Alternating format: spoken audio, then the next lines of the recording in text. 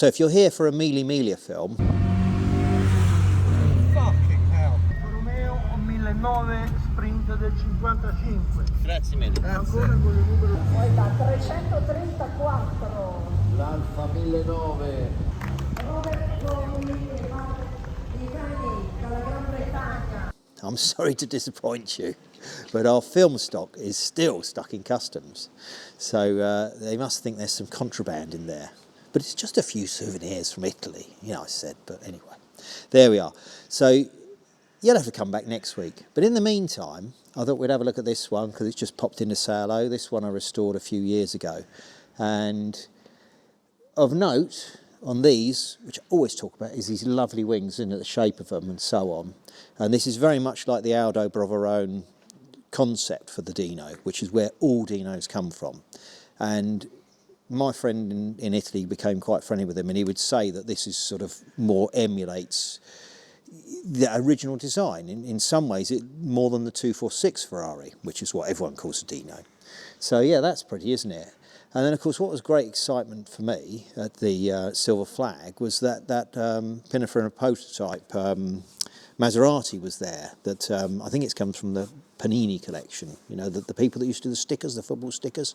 Anyway, it's from their collection. They got some nice stuff, and it's out of that collection. It had been let out for the day and to be exercised at the Silver Flag, the Casa del Quarta. So that was lovely, and also of note.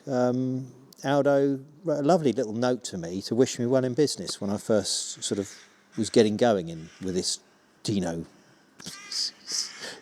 business. But anyway, so that's quite fun. And the pictures as well. He did paintings for us as well, for Lincoln and for me and for some of my other customers. And so yeah. But sadly we lost Aldo. It was he was in his senior years. I think he was late 80s by that point. He lived in I'm sure he lived in a flat in Milan, and my friend Lincoln would have visited him there. I might be wrong, it might not have been Milan, I can't remember now. But it was one of those tragic little stories where him and his wife had been together forever, and you know, he left very soon after she did, you know, literally within a week. So but then, you know, they had this wonderful life together. And he left us with some wonderful designs and influences. So let's have a look at this. Let's have a look at his Maserati, and that'll do. And then come back next week and we'll see if we've got them men in customs to release our film stock. My Italian souvenirs.